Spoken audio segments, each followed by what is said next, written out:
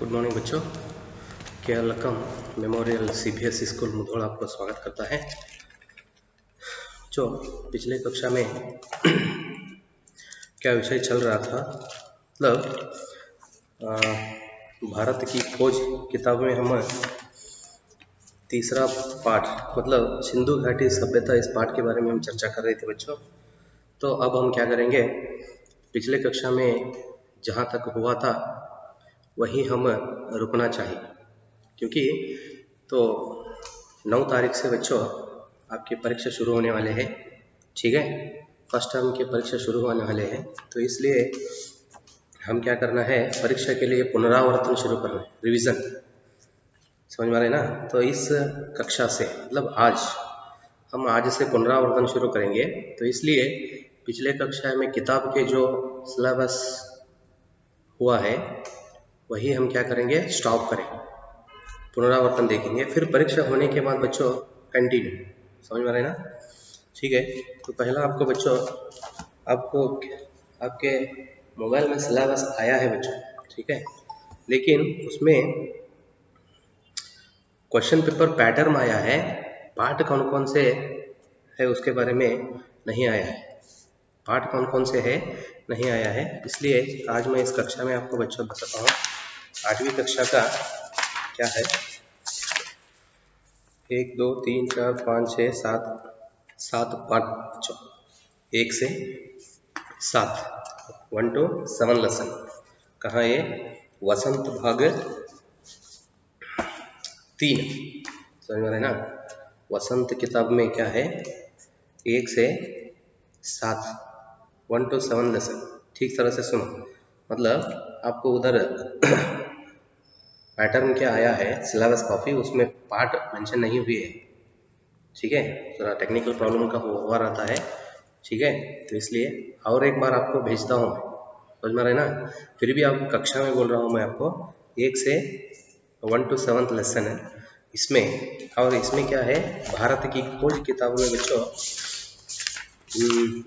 पहला और दूसरा पार्ट, अहमदाबाद का किला, अहमदनगर का किला और तलाश। समझ में आ रहे ना, पहला और दूसरा कुल मिलाकर, मतलब टोटली पहला किताब और दूसरा भारत की खोज और वसंत दोनों मिलाकर को 9 पार्ट पर, समझ में आ रहे ना, 9 पार्ट पर क्या होता है बच्चों, 80 अंक का प्रश्न पत्र आता है, 80 marks question paper, totally 9 lesson. उसमें क्या है बच्चों, पैटर्न जरा देखिए। अपठित गद्यांश, अपठित गद्यांश आप जानते हैं, लिखे हुआ पिछले कक्षा में, पैराग्राफ। समझ में आ रहे ना। तो ऊपर एक कहानी रहता है, तो नीचे उसके 5 प्रश्न होते हैं, 5 या 6। तो नीचे प्रश्नों के उत्तर आप क्या करना है, पैराग्राफ में ढूंढकर, ठीक है, लिखना है। आपको आसान लगता है, मतलब पिछले कक्षा में आप क्या किए हैं, लिखे हो, ठीक है, इसलिए आपको उसमें मुश्किल नहीं लगता। फिर भी मैं क्या करना है, पुनरावर्तन करना ही है, क्योंकि पिछले साल से भी इस साल हमारे पाठशाला में नए बच्चे प्रवेश लिए रहते हैं, न्यू एडमिशन रहते हैं, बच्चे आए रहते हैं, उनको भी इसके बारे में या क्वेश्चन पर पैटर्न के बारे में वे भी समझना है।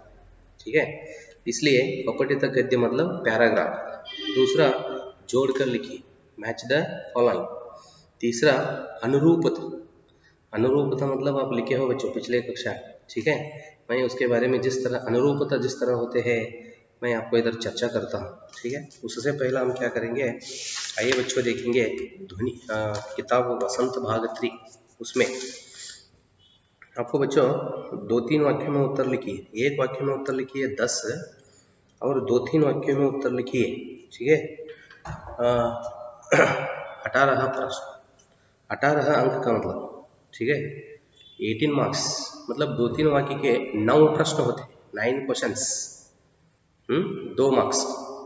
समझ में आ रहे ना, 2 मार्क्स क्वेश्चन है, 9 मतलब 18 मार्क्स।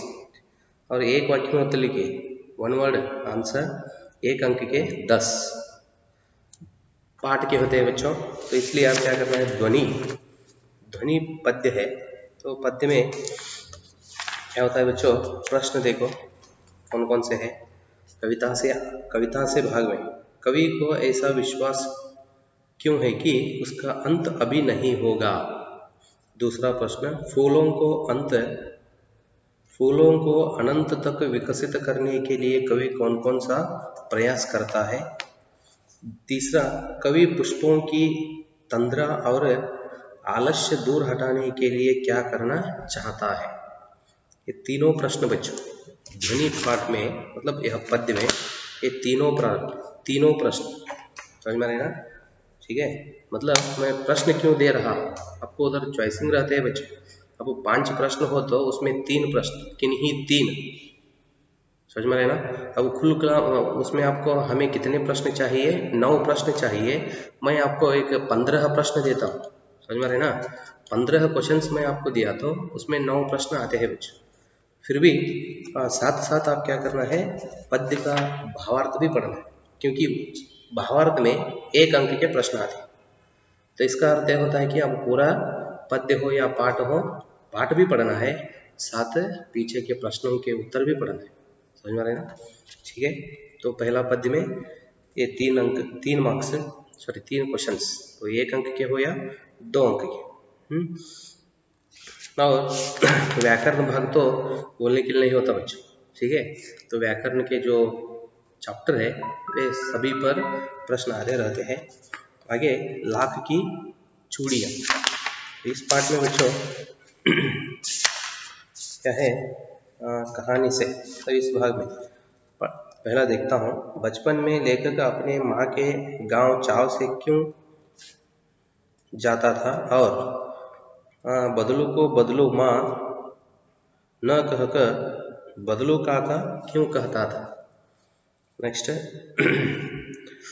वस्तु विनिमय क्या है, विनिमय की प्रचलित पद्धति क्या है, मशीनी युग में कितने हाथ काट दिए हैं, इस पंक्ति में लेखक ने किस व्यथा की ओर संकेत किया है, बदलू के मन में ऐसी कौन सी व्यथा थी जो लेखक से छिपी न रह सकी, मशीनी युग से बदलू के जीवन में क्या बदलाव आया।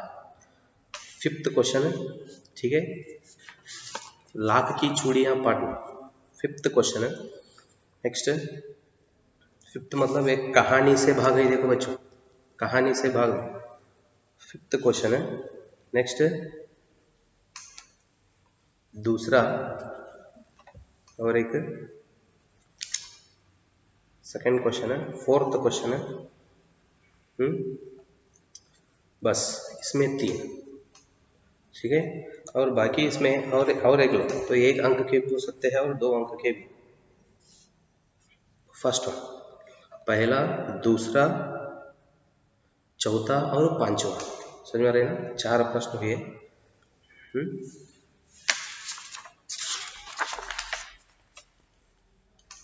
और इस पाठ में व्याकरण भाग क्या है बच्चों, संज्ञा के बारे में है।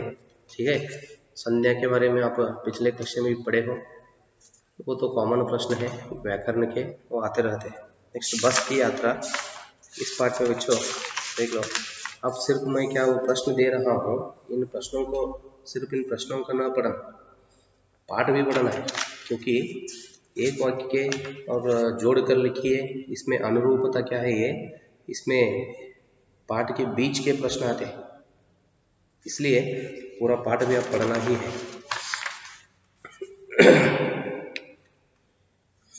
देखो कारण बताइए प्रश्न है, ठीक है, मैंने उस कंपनी के हिस्सेदार की तरफ पहली बार श्रद्धा भाव से देखा, लेखक के मन में हिस्सेदार साहब के लिए श्रद्धा क्यों जाग गई। ठीक है, और दूसरा, लोगों ने सलाह दी कि समझदार आदमी इस शाम वाले बस से सफ़र नहीं करते, लोग ने यह सलाह क्यों दी। ऐसा जैसे सारी बस ही इंजन है और हम इंजन के भीतर बैठे हैं, लेखक को ऐसा क्यों लगा। गजब हो गया, ऐसी बस अपने आप चलती है, लेखक को यह सुनकर हैरानी क्यों हुई। मैं हर पेड़ को अपना दुश्मन समझ रहा था, समझ में रहे ना, लेखक पेड़ों को दुश्मन क्यों समझ रहा था। देखो इसमें बच्चों साहब श्रद्धा क्यों, पहला प्रश्न दूसरा प्रश्न और पांचवा, फर्स्ट सेकंड फिफ्थ, तीन, पहला पद में तीन, दूसरा पार्ट में तीन और तीसरा पार्ट में तीन। ठीक है। और व्याकरण भाग आगे बच्चों, दीवानों की हस्ती। तो इस पद्य में बच्चों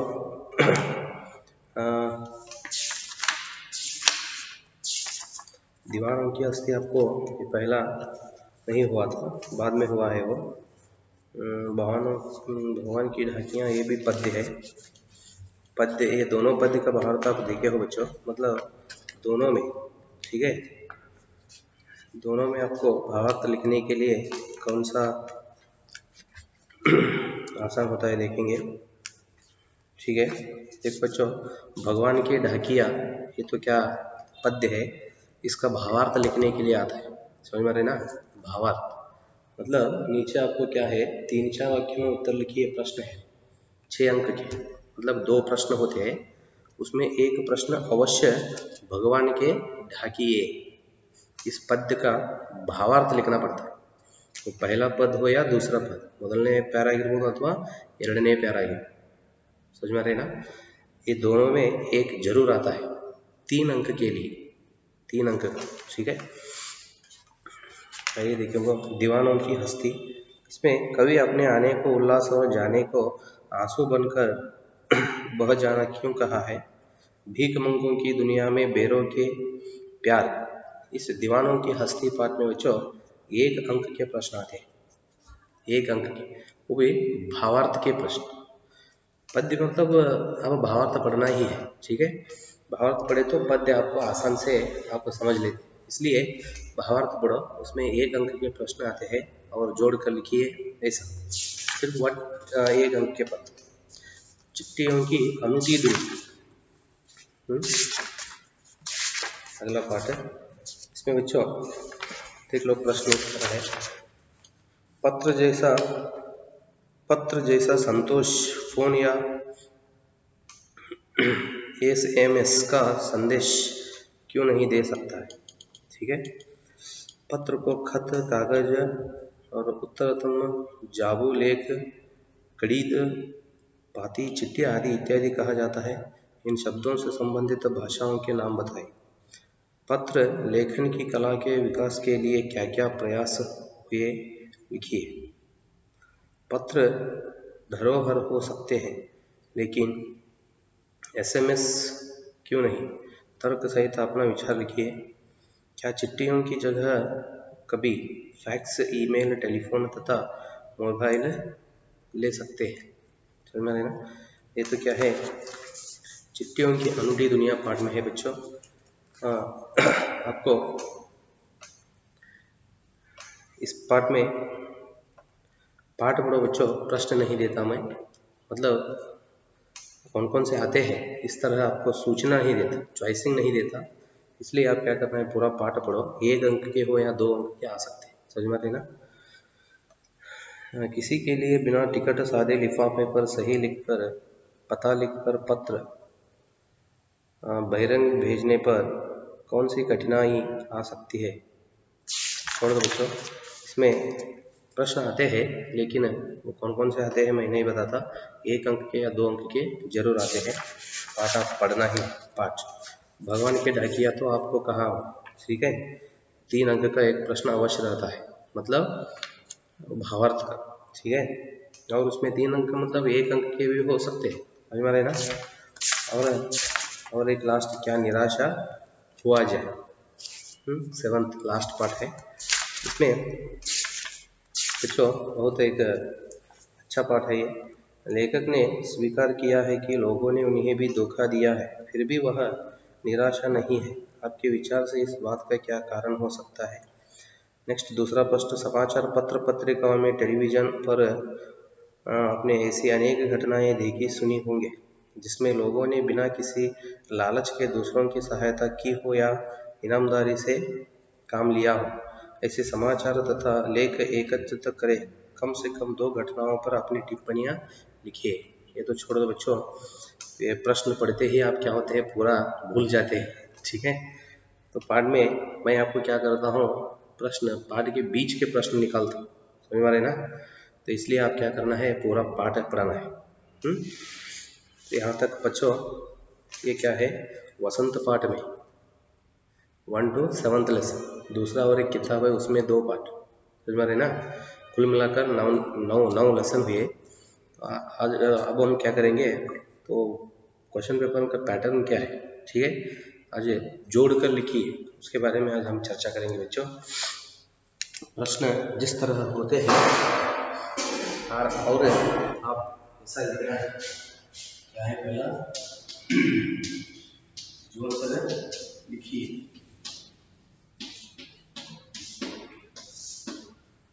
पहला, ठीक है। अब मैं क्या बोल रहा हूँ, क्या वो उदाहरण इधर को लिख रहा हूँ, ये तो उदाहरण के लिए, समझ में आएगा, ऐसा मत समझो। उदाहरण के लिए लिख रहा हूँ मैं।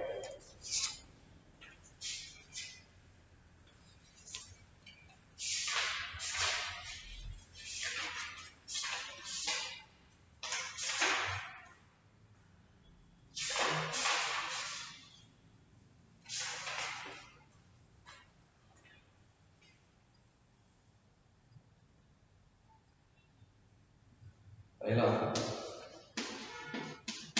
इत्तफाक, ठीक है,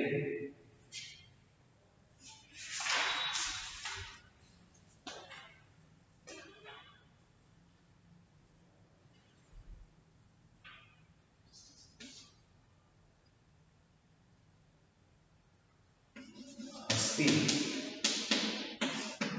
ठीक है,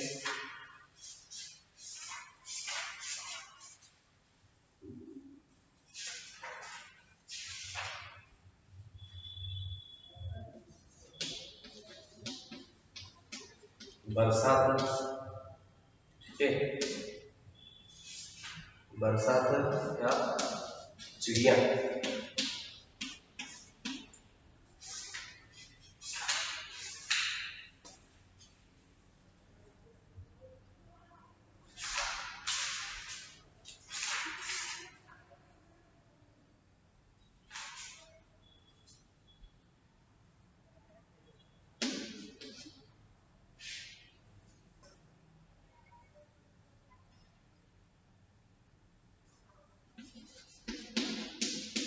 मौसम,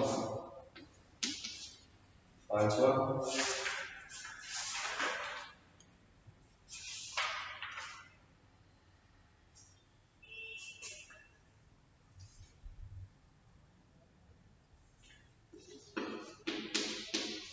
सच्चाई, ठीक है। तो इस तरह अब ये क्या है, ब भाग के प्रश्न, ब भाग के होते हैं,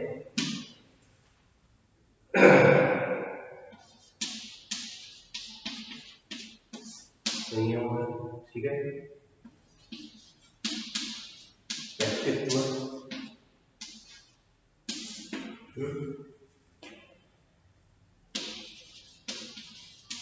भाववाचक संज्ञा,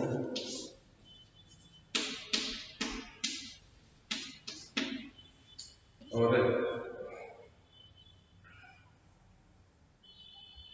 व्यक्तिवाचक संज्ञा,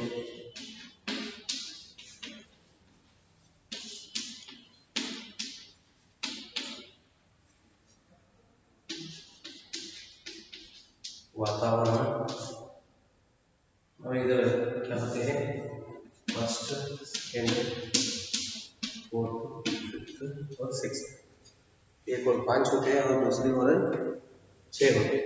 इधर और एक संतोष, ठीक है। इस तरह प्रश्न होते हैं।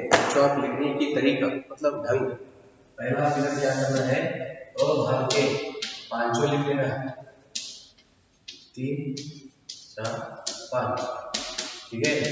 जगह नहीं है, मैं इसलिए नहीं लिखता। आप इस तरह कि क्या है, अ भाग के उत्तर पत्रिका में लिखते समय आंसर शीट में ये पांचों आप लिख लेना है पहला। बाद में क्या करना है, पहला क्या लिखे हो आप, इत्तफाक, ठीक है।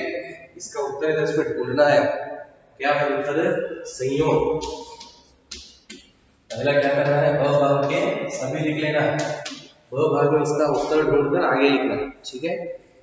हस्ती मतलब व्यक्तित्व, ठीक है। आगे तीसरा, बरसाती चिड़िया, ढाकिए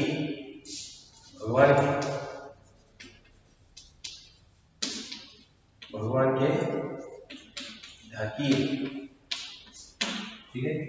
मौसम वातावरण, और सच्चाई भाववाचक शब्द,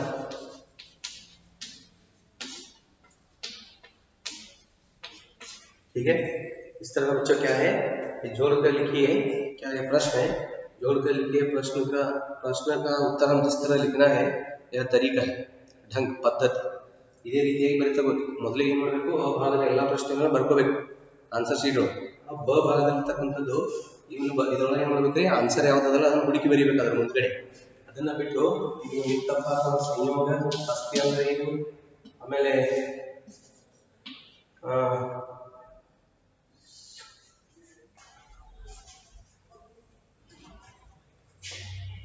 भगवान के ढाकियां बताइए ना। हाँ, भगवान की ढाकियां,